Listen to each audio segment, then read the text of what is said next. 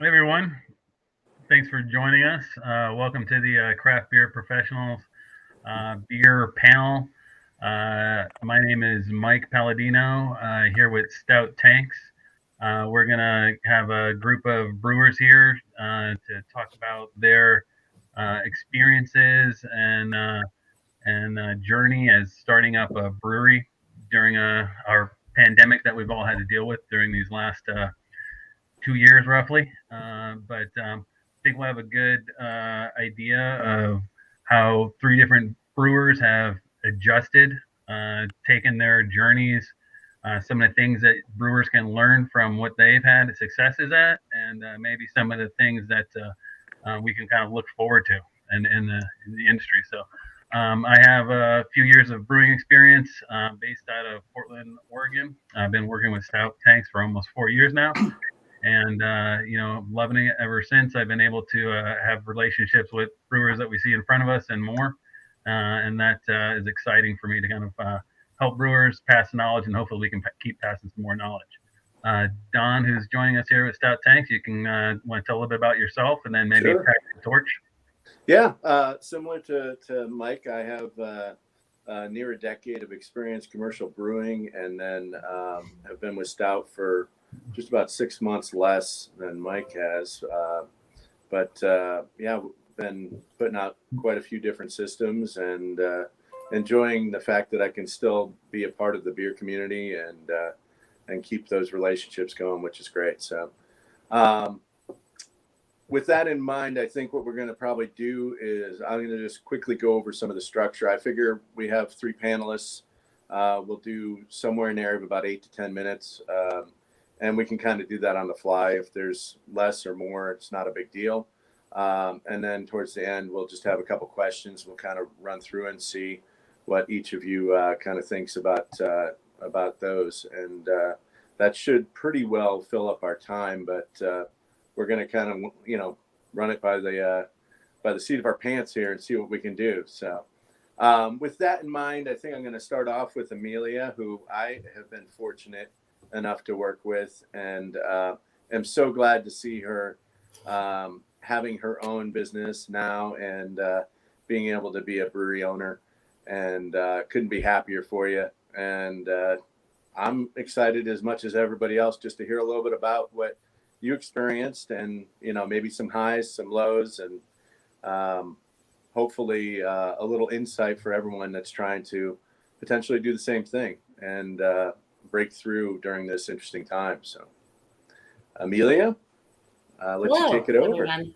And nice to see you too, Don. Don and I used to work together at a brewery in Portland, Oregon for several years, so we both got our start there, and obviously have continued on in the industry. I moved back to my hometown after working at a brewery there for 7 years, and then got a job with a brewery here, Against the Grain, with the intent. In both circumstances, I thought I was going to cut my teeth, get in there, get to be head brewer in 3 years, and then start a brewery. And both ended up being 7-year kind of stints. But at Against the Grain, I was the head pub brewer for 5.5 years. And then in December 2019, I decided I was finally going to quit and start my own place up. I had a real estate developer who had a property that I was really interested in, just a little distance from downtown, actually on the other side of Main Street from Against the Grain, and felt really excited and confident, and had a group of investors, and we're building momentum, had talked about getting financing, and everything was going my way. And then March hit, and had to hit pause on everything because I had no idea, considering that everything was in lockdown, whether people were going to pull money out, whether anybody would be willing to finance me, considering that we were not in a position to understand or estimate when anyone would be making a considerable profit again, and still are kind of dancing in that zone. And definitely doing things on a very low-key basis from the get-go. And then just had to really pivot hard in April and reevaluate some things. I was lucky because everybody who had invested continued to have confidence in me and what I was doing. But I'd only reached about 60% of my investment goal. As far as financing went, everybody that I talked to about financing equipment was like, nah, go. Like you can't actively and accurately project revenue. So no way. And so then I got an actual call from the city who I'd talked to about just getting loans because they do loans for new businesses, specifically because I'm in an economic development area of the city. They are actively targeting, places like where I've opened up. And I'd already been looking at a loan for the facade and a loan for handicap bathroom access and those kinds of things. And my impression is that they had a certain level of federal money that they had been allocated that they needed to use that year, or else it was going to be gone. And I was the only one that was still in planning and hadn't just kind of scrapped and given up. So I decided that I would do the brewery build out and equipment in year 2 and just focus on getting the tap room open with a little pilot system and do contract brewing and a lot of collaborations, which my experience at Against the Grain was great for because I've collaborated with people all over the world. So I knew how to run that kind of program and the benefit of that. So I changed my business plan entirely and got the tap room funded and went that direction. Excellent. Oh, I never said the name. It's Shippingport Brewing Company. Oh, there we go. Very important part of it, but yeah, that's. Oh, I'm sorry. What was that? I would say, where are you located? Oh, in Louisville, Kentucky. Yeah, Awesome. I did a bad job of introducing that. Sorry, guys. I think one of the biggest things I took.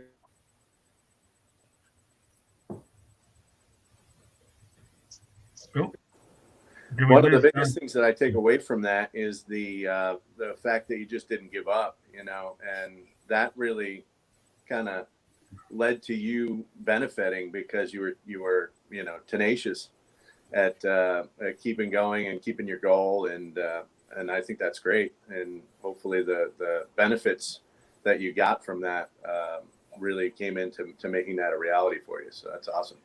I think that one of the biggest takeaways for me is just as a small business owner, in general, you've got to be adaptable and you've got to be able to pivot and you've got to be able to just problem solve with the resources that you have, because there's always granted, this challenge was a bigger challenge than anyone could ever foresee. And I am extremely lucky to have been able to work it out. But if you're inflexible in a startup scenario, you're not going to make it, because the challenges that you face that you never saw coming, let alone a global pandemic, they're going to be multitudinous. And if they're not, then you are much luckier and better financed than I am. But I'd also been working towards this goal for about 15 years. And at that point, the thought of just putting everything on pause and then trying to find some other job within a different industry because everything was shut down, I was just I think I just have to see it through. And if the financing that I did get hadn't presented itself, I was probably looking at that. But for me, sometimes I wonder whether it was wise for me to keep on moving forward anyways. But the reality is that doors just kept on opening and the path was never entirely blocked. It just required a lot more innovative problem solving than I had hoped it had. But, you just learn to consistently problem solve on the fly. I think that's what probably everybody here has experienced. Sure. Yeah, I think brewer's way. I think that's the brewer's way. I think you nailed it right there, Amelia. I mean, a lot of us have, had to, do what you need to do to get it done. I think if Andy, if you want to kind of take it from there and give your experience, you've had a lot of things that you've had to adjust along the way, even very recent. So, want to tell your journey and where you're coming from, Andy? Sure. Yeah. So I'm one of those incredibly intelligent people that thought, hey, opening a nano brewery out of my garage sounds like a great idea. Which is basically, my homebrew hobby got out of control. So I started that up, actually got licensed in 2017. That's about when I met Mike, actually, for the first time. I used to be a garbage man, and we picked up one of the breweries he was brewing at. And so I'd see him every Friday and kind of chat about how things were going and stuff. Yeah, so just kind of slowly building just, a little bit of a name for ourselves and getting, stuff dialed in. For me, it was great learning as a nano because I didn't come from a professional brewing background. I just, like I said, home brewing got out of control. And next thing I knew, I had a licensed brewery in my garage because if they let me, why not? And so fast forward a few years, kind of reached a spot where it was time to take it to the next level. My brother-in-law at the time, well, he's still my brother-in-law, but at the time, his wonderful insurance job fired him, and he was ready to be done with that world. So he ended up partnering up with me, and we kind of started moving towards expanding and getting a new space, like getting an actual taproom space, getting a bigger brewery production, everything with it. So in our it's hard to time things as well as we did, but in January, we signed a lease. January 2020, we signed a lease on a taproom space, and then the next month we signed a lease on a big warehouse that I'm actually sitting in right now to build out a brewery and open a taproom in that space as well. And got our taproom open on March 6, 2020, which is hard to time it that well, but we got open. And then, 10 days later, our entire business model had to shift.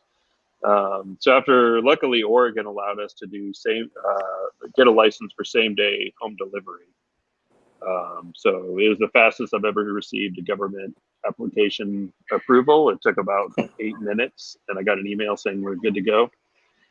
So we literally just had a big pink sign made out of cardstock because it was bright and would catch people's eye that said, like, text me for beer deliveries, and it had my phone number on it.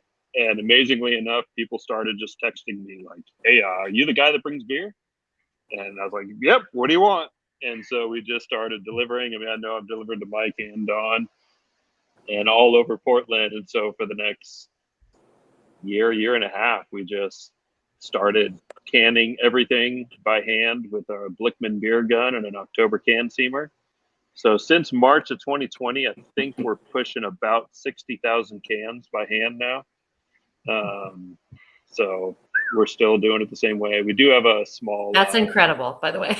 Thank you. It's literally very painful because your arm cramps up after about 5 cases and doing 30 or 40. I'm familiar with those repetitive stress injuries for sure. So yeah. I'm sorry. Yeah, no, my brother-in-law Keith, after like 2 or 3 months of doing it, because he started on the filling side, like he got really bad tendonitis, and it's just now starting to heal after a year and a half. But yeah, it was just kind of doing whatever we had to do because at that point we were paying on a warehouse space that we couldn't use, still going out of my garage, selling out of the tap room. It was only a few months until we were able to have people in, built an outdoor space, and kind of made it a good little neighborhood spot.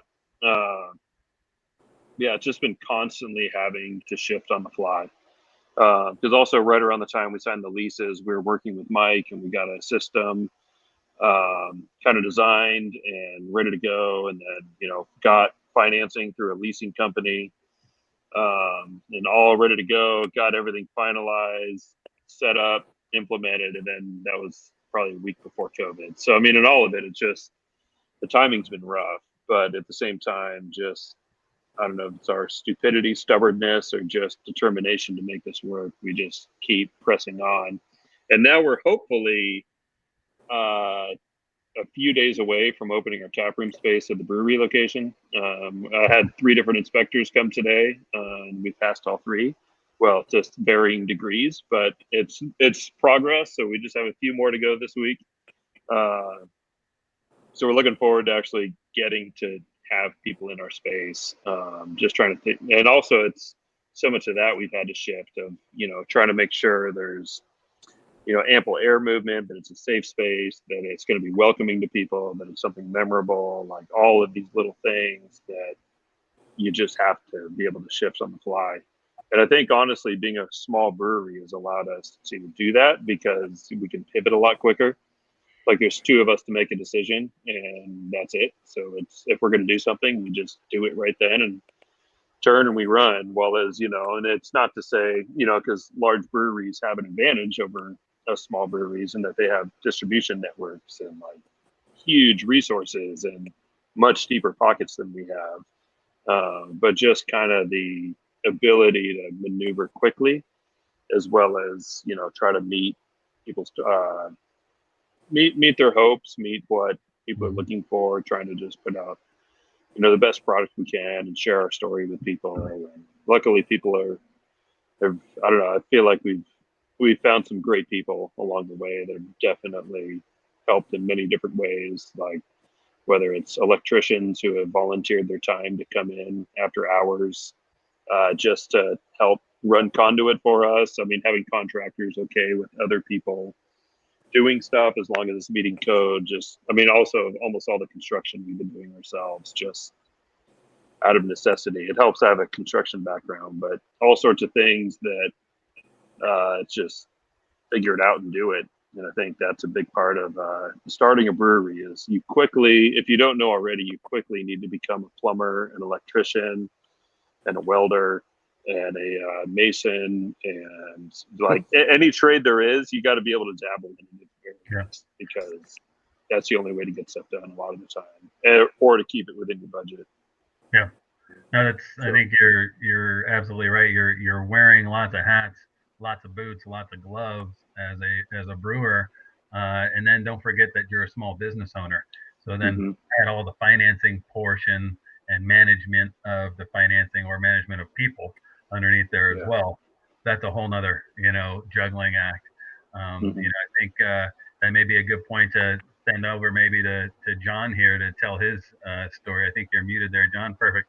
Yeah, tell a little bit about yourself, John, and your brewery, where you're at, and how you got your similar experience to some of the rest of us here who have started during this time. Yeah, so hi everybody. My name is John Bieranoski. I am co-owner and head brewer at Allusion Brewing Company in a tiny little town called Vandergrift, Pennsylvania, about 45 minutes northeast of Pittsburgh, PA.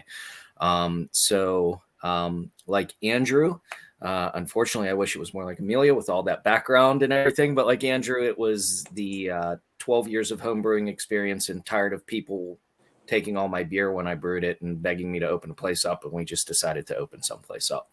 But for us, just like Amelia and Andrew have said, it's being adaptable. Now, our timing was a little bit different than theirs. My business partner and I, we had actually been able to lock down our financing. I think I'd actually been annoying Mike for about almost a full year with equipment. He kept every month asking if we were ready, and every month I'd be like, in a minute. But we were able to get that all locked down, our building and everything. For us here, though, what happened was our equipment was delivered in February.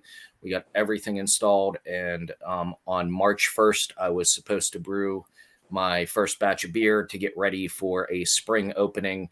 And then the pandemic hit and Pennsylvania basically shut down. So our contractors, any contractors we had, were told, you're not permitted to work.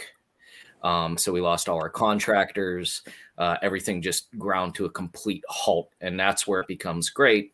We have the financing, but now we're going to be behind on being able to start those payments like we're supposed to. So to Andrew's point, you quickly become a plumber, carpenter, things like that. We ended up having to do a lot of stuff ourselves. But then also it was just reaching out and finding contacts in the community, finding those folks that were willing to assist and volunteer. For us, it delayed our opening. We were able to open up in October of 2020, October 10th, actually. And of course, we opened on October 10th. And about 2.5 weeks later, at the beginning of November, Pennsylvania completely shut down. They didn't let anybody go out anywhere. So right in the middle of the holiday, we were shut down for about 2 months. So that's where we had to really get creative. So in our budget, we had never thought, we kind of towards what Amelia was saying. It was sort of like that slow ramp up is what we were planning on. Let's get started with the tap room. Let's have people come in as we're getting that funding in. Now we can expand into canning or bottling or whatever. But we had to make a quick turnaround. So everything being delayed, what we ended up doing is, again, beer guns and Oktoberfest canning machines, Seamers. They were able to get us 2 of them within like 4 weeks, which was amazing. And we just started canning crowlers and 16 ounces by hand and getting them out the door however we could to get us through that period. We were lucky enough, as I'm sure Andrew and Amelia can probably say as well, our local community was such a support as well. We are in sort of like a depressed area that's looking to revitalize itself, and they did not want a business to come in and have problems. So they really did, they got the word out there for us. Another thing that we did to help counteract was social media. Social media was huge for us, letting folks know, when beer releases were coming, what we had available to put out there. So it is really just, we were able to make it through those couple hard months. And then as Pennsylvania started to open back up, we were able to make some additional adjustments, get some more folks in the door as well. One of the things we really did is my business partner, Robert, worked heavily on speaking with restaurants and distributors and things like that for when things open back up, we were ready to begin distribution. That way we could just jump right in. Of course, what that resulted in is we got a lot more than we thought we were going to need. So now we are in the process of expanding, which is actually pretty amazing for being in the pandemic. But we've been able to be successful enough that we purchased the building right next door to us. We're going to start expanding here soon. Hopefully getting more equipment in March. We were able to purchase a semi-automatic canning line from Wild Goose, which is allowing us to pump out more cans at a faster pace. But then with that, now we're running into the can shortage.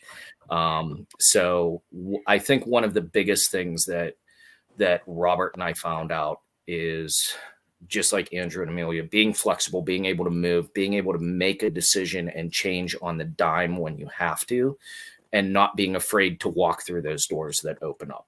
A lot of times people are like, hey, I'm not taking that risk. That's just too much. Can't do it. Sometimes you can't be afraid. You just have to walk through the door. So one of the biggest words of advice that I can give is don't be afraid to reach out to your counterparts. I was a home brewer coming into the professional ranks, but I reached out and talked to everyone. If you're within a 20-mile radius of my brewery as another brewer, I know who you are. And because of that, we were able to get together last month, one of the larger breweries around the area that has a large storage facility. With the announcement of the canning shortage, we just all got together and we're like, hey, let's just all get together. Let's put our funds together. We're going to buy as many cans as we can get. They hold them for us. We just go and get them as we need them, stuff like that. So you have to be willing to work with your fellow brewers in the area, fellow business owners in the area. Don't be afraid to reach out to other types of businesses that might be willing to run promotions, do things like that, and work for you. Yeah, that's excellent to hear that. Just the brewing community was already strong to begin with, and the pandemic, being able to reach out to other breweries in your area, other businesses, just strengthening that bond out there. Even though there are 9,000 plus breweries in the United States, there's still plenty of room for more. Everybody's got their own little section of neighborhood and inviting area for people to be in. So that's great though. With that in mind, I guess, and some of you may have already kind of covered this, but one of the first kind of questions that comes to mind is, we all know that there's a lot of bad that came from COVID coming through, but like, what was probably your biggest positive that came out of it as far as, starting up and getting your brewery going? Maybe it was just somebody that helped you out that you weren't expecting, or any number of other things that happened with the open. But that's kind of our first question that we have going on there. So I'll start with Amelia then. Cool, because I was just going to start. Very similar to what John was saying. Definitely the fact that we all know that like the brewing community is tightly knit, and it is like a community, a business community that still, even like 15 years after I started in it, like has the mentality of like, the rising tide raises all ships. I basically, having not like a full scale brewery, basically nano brewing to start because I couldn't do the build out, started contract brewing, and like the people who like offered to help in that zone and then who I ended up working with. Are you guys hearing background noise? Is that getting obnoxious? Not very much. Good. Sorry. The people that I ended up working with have been like hugely helpful, extremely flexible, and wonderful to work with. And then a kind of weird side note on that is, since the labor pool for like staffing is so thin right now, I've actually staffed my place with people that I all like know, that are friends, that like are extremely reliable. I don't have like a big staff with high turnover scenario. I have a very small staff of dedicated people who are all really into it. And I feel like, 2 years ago, I probably would have hired a bunch of people who are just like career servers. And while that's not a bad thing, it's just the, lack of those people in the market right now, and that I really had to bring in folks who were like looking for work, that were close to me, and they're all so incredibly reliable and dedicated to the work they're doing, and like dedicated to the space and the beer, and care about it in a way that you can't really get from people who like don't have any investment in it really. And in the same way, just generally, I was always going to start everybody out at $10 an hour and then split tips like front and back of house. Like, so we have a kitchen, we do sandwiches as well as beer. And the plan had always been that everybody has to do both things. And the fact that industry wide now, the wages are raising so that everybody is getting a higher wage, I feel like that's been a generally really good thing to see for everybody. So those are my two takeaways. Like, everybody really did like band together to help other breweries and like share resources and do everything. And then also like the people that you've ended up working with really care about beer, and they really care about your product. So I'm super stoked on both of those fronts. I think that's really cool that you found reliable folks that that you can have in your brewery, and that at any point in time you're not worried about your brewery because you have that crew there. But for anybody else, I worked with Amelia. She's a great leader to begin with already. So Thanks, and had a lot of knowledge already when it came to some of those other areas. So she was good to impart, I'm sure, as a mentor as well. So being able to do that sounds like quite the benefit. So thank you. I guess very we'll move much. on to. You're quite welcome. I'm sure we'll hear some more here. We got Andy probably next. We'll just keep in that same order for any of our questions we got. All right. Yeah, I think like Amelia was saying, there's definitely a lot of camaraderie and looking out for each other in the brewery world. I mean, I remember as a nano brewery, I'm pretty sure it was Mike. Again, when I was picking up his garbage at the brewery he was at. So I'm like, yeah, we're brewing tomorrow, like first batch, inaugural thing. And he's basically like, here's my cell phone. If you run into problems, feel free to call me. If you need a part, call me. If you need a hop, call me. Like anything you need, just, I don't care if it's a weekend, like just hit me up. Like, we're here to help. And just seeing that right away. And even from a couple other kind of bigger regional spots where I started to get to know some people, and just the willingness of constantly like, oh, you need this? Yeah, I have it. You can have it. Or I can get you this product. I can get you this hop that no one else can get right now. Like, I have these supply ways. And then when the pandemic hit, just being able to do kind of similar things where initially, everybody ran out of cans, like, nobody saw it coming. And so we had, a partial pallet, and that was quickly running out. And we were just reaching out to anyone in town. And one of the bigger kind of really, really popular spots in town was basically like, oh, like, come on by, we got a partial pallet you can have. So we get there, it's 3 or 4 layers. So it's at least, enough to get us through for a while. And, like, well, what do we owe you? And they're like, oh, I don't know. Like, they weren't going to charge us. We made them go find a price so we can give them something at least, but just like, we want to buy them off you. Like, we don't want you to eat this. But yeah, I think they would have been totally happy to, just to be able to help us out. And then even, and later being able to, I think, like John's doing with his cans, like, we had another big shortage and we just bought 10 pallets worth because that's all we could find, and they had to be shipped across the country. But then in return, we were able to offer those cans to a lot of other small breweries that weren't able to source them and to get them. So just being able to kind of like pay some of it back to other breweries and things like that has been great. And then even, so many steps in our process of trying to get our new facility open, where we have people volunteering to come down and can. Like, people are like, we know you're in a tough spot. Like, we know things are tight, like, we know you can't afford any labor. How about we come help you can for a few hours and just get some cases done, things like that. I mean, a couple of guys will come down at like 1 a.m. It's like, if someone will show up, we'll show up. And where, they come down and just like all-nighters hanging out on the canning line. I mean, I guess, whatever it's been taking. And then, people like our electrician friends that have come in to help us out with work, people coming in to clean, people coming in to do whatever they can. I feel like in a lot of ways the pandemic, and I think it's, when you have beer, people often want to help out. You hear the stories of like Lagunitas way back in the day running their canning line for free with a bunch of neighborhood punks, and until they realized how much beer they were losing. But people have always wanted to be involved with beer.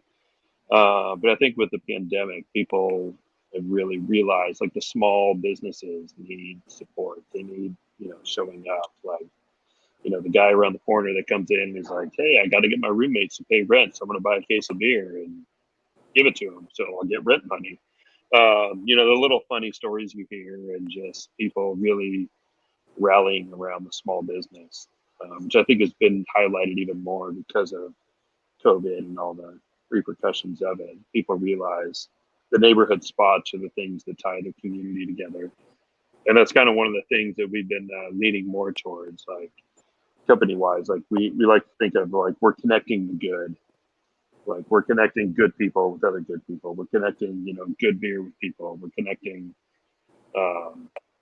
so many different good things that I think beer can be an instrumental part of in a healthy community and neighborhood. And just being able to participate and seeing people get excited behind that, I think has really probably been highlighted even more because of, how the last 2 years have gone for everybody. Excellent. Thank you, Andy. Yeah. All right. Guess it's me. I don't know. It's going to seem like I'm copying because I'm always going last. This isn't fair. No, but honestly, the same to what Amelia and Andrew said. I mean, I had heard being a home brewer and just from going around to different breweries in the Pittsburgh area and meeting brewers and telling them what my thoughts were and what I was thinking. You hear all about the great beer community and the brewer community and how helpful everybody is. And you don't realize it until it actually happens. And so that is probably the most positive thing. I mean, for me, it was just little things like on that opening weekend. I can't even tell you how many of the brewers around the area that I had talked to just showed up on opening weekend just for support. We had one of the brewers from a little brewery around town. They actually went outside for us and helped kind of direct the line traffic for us without me even asking, because we were just crushed on that first day. And they were like, hey, I'm going to go do this for you. And I'm like, great, thanks. And then I looked, I was like, oh, wait, that's so-and-so. No, you don't have to do that. Sit down. And he's like, no, I got it. But yeah, I mean, it was just that is the most positive. And to Andrew's point too, just like I said kind of before, our local community is just huge.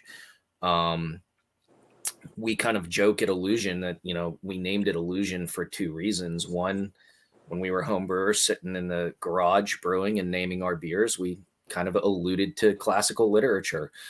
But the other things is allusions, because they can reach out and connect a lot of things. We really feel that a brewery in a community is trying to connect that community, like Andrew said, and to see that actually happen through a very tough time that the entire world is going through right now. To see those folks show up and say, hey, you know, you're our local hometown brewery and we are going to do whatever we need to help. Do you need somebody to come in and help clean up, you know, tanks with you after you're done brewing? Just let us know what you're doing. You know, there's been times where I've been in the back after I'm done brewing, cleaning up, and the next thing I know, one of my regulars walks in the door and says, I saw you back here and I saw your assistant isn't here today. Takes off their coat and says, what do you want me to do?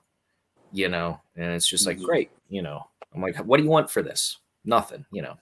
I'll give you a beer, you know, a couple beers. Here you go. We always joke we pay him beer and pizza,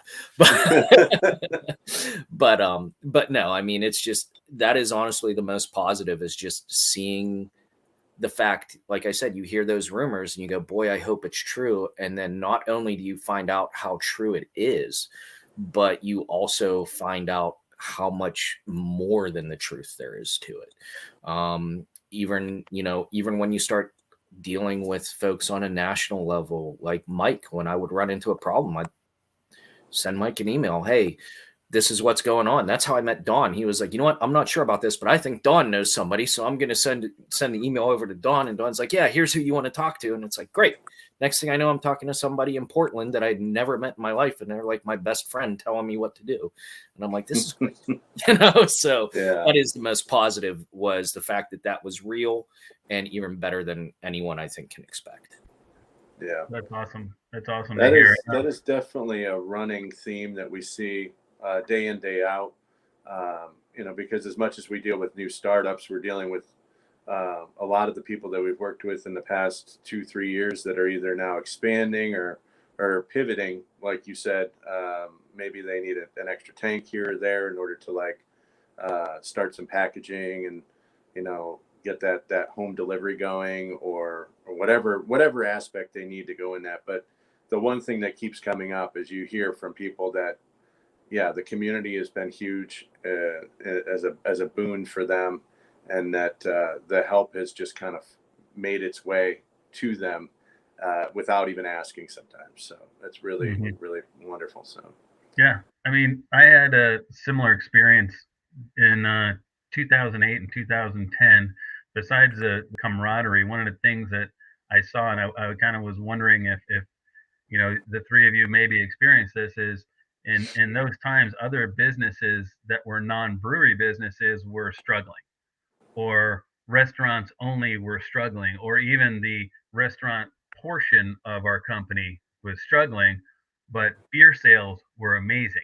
They were climbing and they were going. And so we were like just trying to keep up with beer during a time that others were struggling. Has that been a positive? I know, John, maybe we'll reverse it. So you have the equal playing ground here. I'll start with you, John. Is maybe we you know, did you see beer, besides the positive camaraderie, did you see one of the positive things besides the negative things we hear for some breweries? If you were able to adjust, did you see your beer sales increase? Starting with you, John. Yeah, so great. Now I actually have to think of something to say. No, but yeah, and it's almost to your point. Being in a small town, what I was able to notice is a lot more collaboration. So when we were having some down times when everything was shutting down, and I mean, like I said, Pennsylvania got really rough there for a while. For a while, we could only have like our tap rooms filled to like 50% capacity, 25% capacity. People had to buy food with the beer. You couldn't just come in and have a beer. You had to get food. And we weren't planning on having a kitchen. We were planning on doing food trucks, which is big in the Pittsburgh area. And, you know, unfortunately the food trucks weren't coming out during that time. So we were like, you know, it was one of those things where, okay, we're going to start with some small sandwiches, paninis, some soups, things like that to try and get moving. But it was the positives from that were the local businesses coming in. What are you doing? Oh, this is great. Let me do this. Let me advertise for this. We had a local shop down the street that was coming in and grabbing our to-go menus and handing them out to people as they were coming in, saying, oh, you're in town. Are you looking for lunch? Here you go. You can try out these places. We collaborated with a local chocolate shop that's been in the community for about 60 years. And I was like, hey, I'm brewing this beer. It's a chocolate stout. And I was like, I wanted to know. And they're like, don't even ask. How much chocolate do you need? What kind of chocolate do you need? What do you want? Do you want this? Do you want that? Give it to us. And the day that we launched the beer, they came up and they bought like 4 cases worth of cans. And I'm like, oh man, you guys don't have to do this. And then I found out later they were giving away a can down at the shop every time somebody came in and bought something. You know, like, here's this new brewery in town. You got to check this place out. They used our chocolate in the beer. Take this with you. It's one of the best beers I've ever, So to see that, we partnered with a local diner down the street and things like that. That collaboration, that was definitely there. That excitement was there. And it, like you said, Mike, it's more than just the beer community. It's the entire community. So yeah, I did see that coming through, and it was a positive, and it was a great help. So your beer sales did increase though during this time, because that's one thing I think alcohol, you kind of get back. I think beer is in a sense recession proof. I think it actually does better during some of these times. Andy, how was have you seen your sales? Has that been a positive for you going up? How have you rode the wave? Initially, when we first got our tap room open, which the good thing of having that open before COVID hit, especially in the neighborhood where it's at, people were like, there's finally a beer spot here. And like, we're not going to let this thing go under. And so people just started showing up just every day and getting stuff to go, just whatever they could do to support, again, with the home delivery and things like that. Like, it's, for us, it kind of stayed a consistent level. It just shifted from a lot of kegs going out where we had regular tap handles, but they're no longer allowed to be open, and so just shifting, filling those kegs into little handheld kegs that people can take home with them, or like we'd see people going on walks in the neighborhood and come in and grab a couple cans, and then 10 minutes later we see them circling out front, holding up their can like, hey.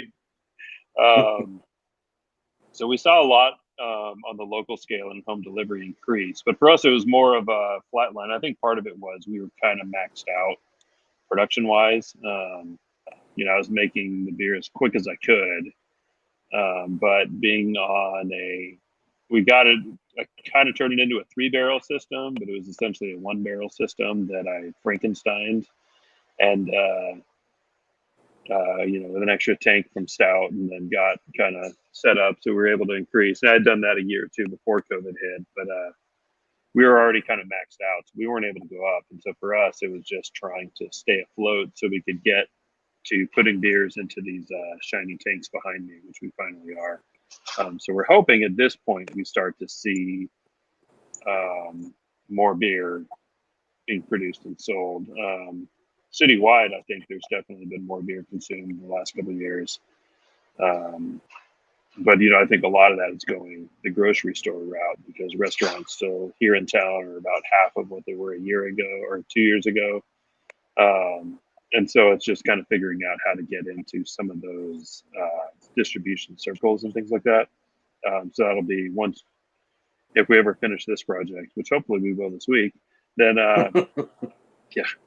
So once we get that done, we're hoping to see those increases, and we've kind of like set our space up so that we can quickly add to it if we hit the marks that we're hoping to hit in the coming months and years. So I guess for us it kind of flatlined, but more because we just didn't have any capacity to increase beyond what we could, or beyond what we were, I should say.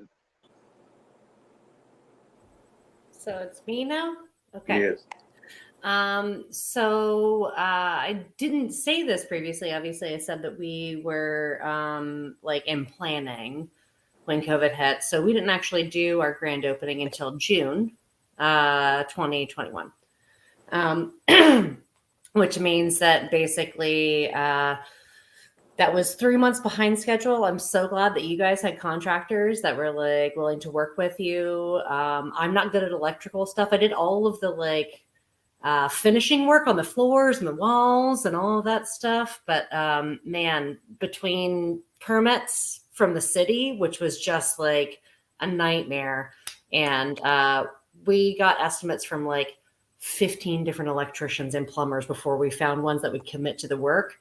Like, we were on hold for all of that. So we'd been supposed to open in February of 2021, and we didn't open until June.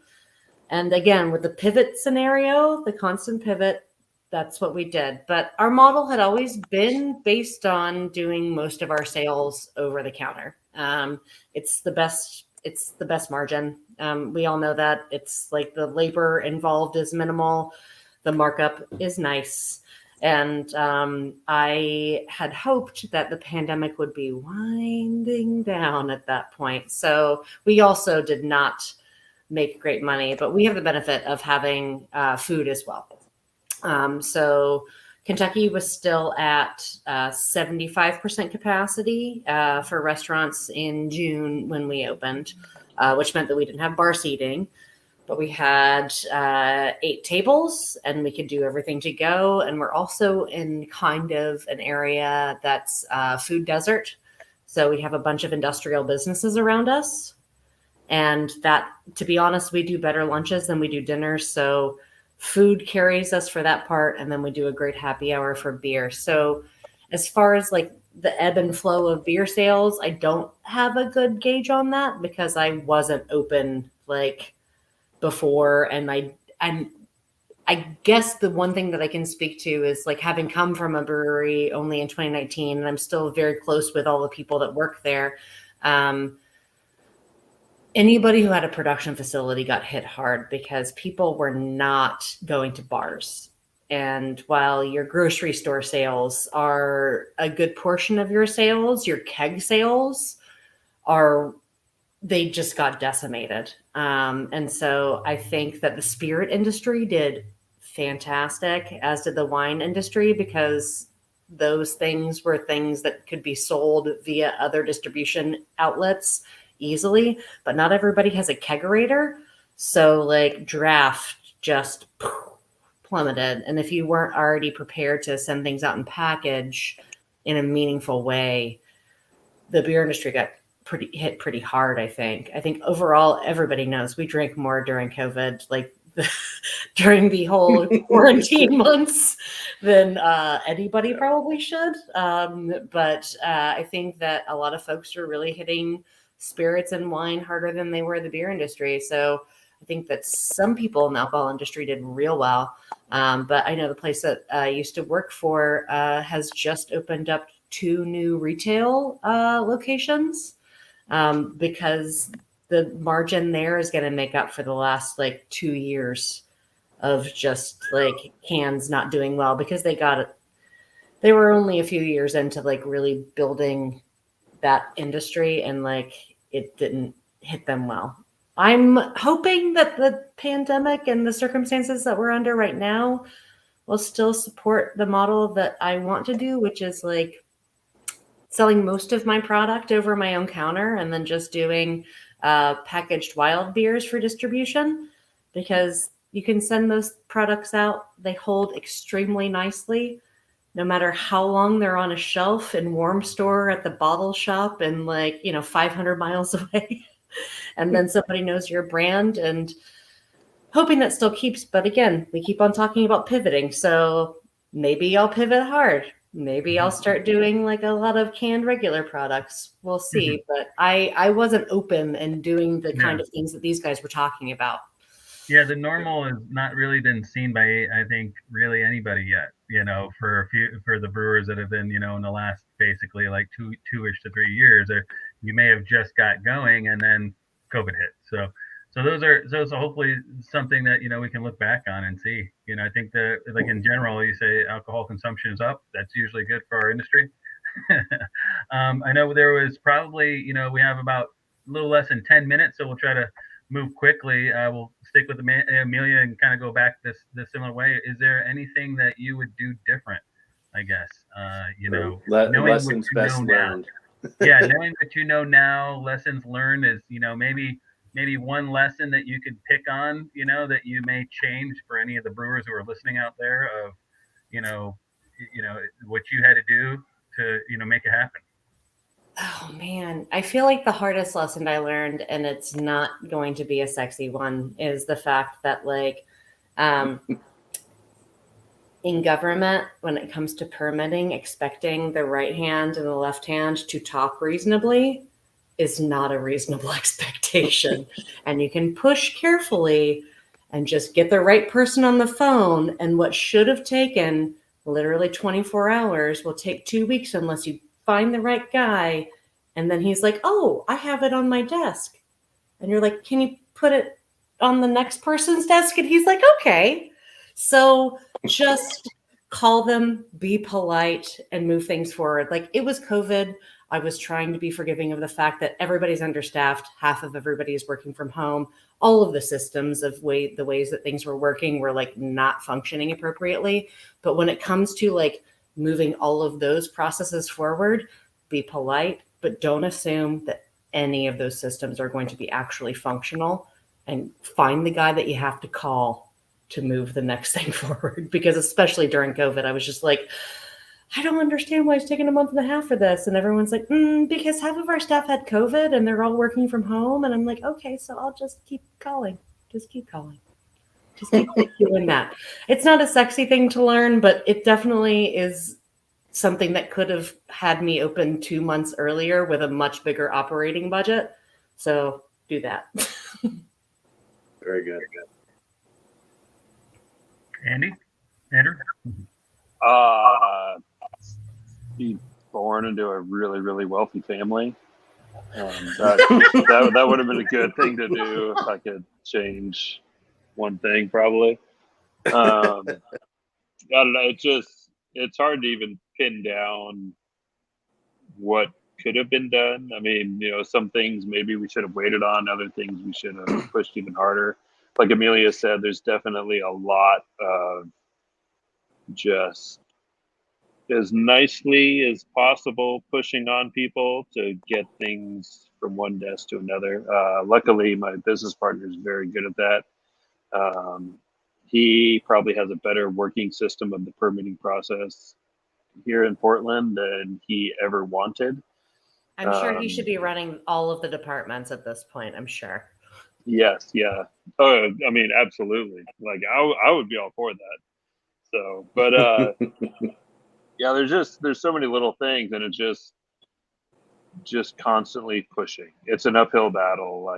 It's it's like, oh, hey, just open a brewery. It's like printing money. It's like, yeah, but it's monopoly money and you can't use it. At least during the opening part, when everything is painfully slow and difficult. So yeah, I mean, definitely have a bigger budget than you think you're going to need. I know that's cliche and everybody says it. The fact we've been able to do this, I mean, it's really been our little taproom that's kept us afloat. That's covered our operating costs. So, when they say plan on not getting paid for a couple of years, it's real, especially during COVID, unless you got that wealthy family. So if anyone's adopting, I'm available.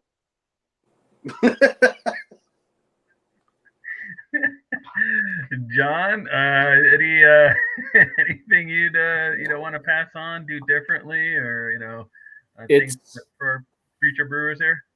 Yeah, I mean, this was such a strange year that it's kind of hard to say. I wish it was more of a normal year so that you could just sit back and say, yeah, this is the one thing we should have done differently. But I mean, Amelia and Andrew make great points about two things. I mean, just like Andrew, Don, Mike, you've met Robert. So that is our office person right there. So just from meeting him, I'm sure you know how he can be with people so that he can get stuff done.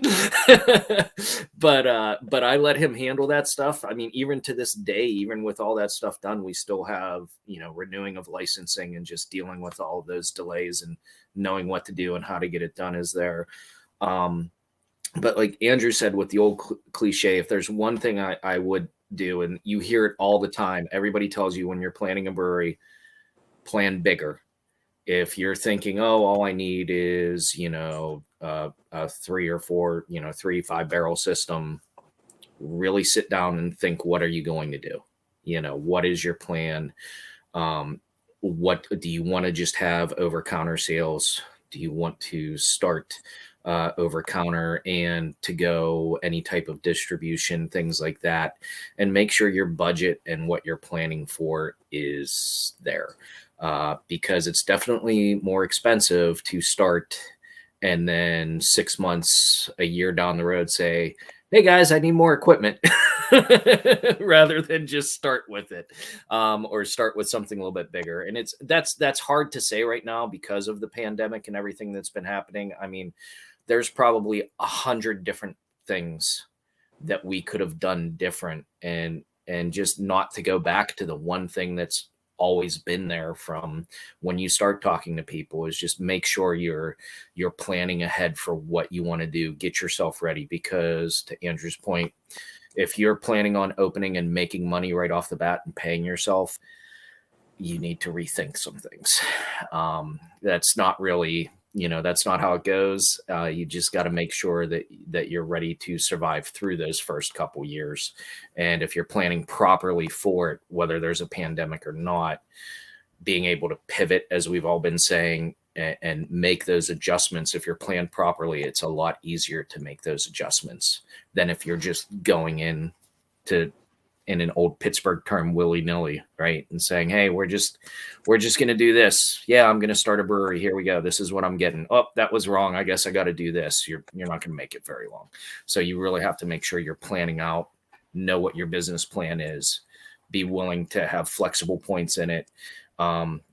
So for me, I'd be like, I'd love to go back to our business plan and say, what could have been flexible points that we should have pre-planned for and said, this can go away if this needs to come in, or this can go away if something else needs to replace it.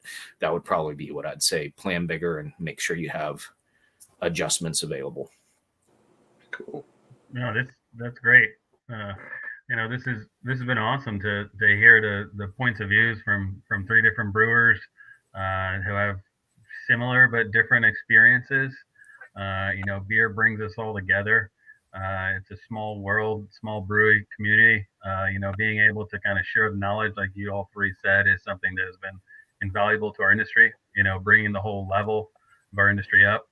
With that, I'll say thank you, Don. Anything kind of to add on to our talk here? Yeah, I mean, we got like a minute or two, maybe like, what's your 1 minute. 1 minute.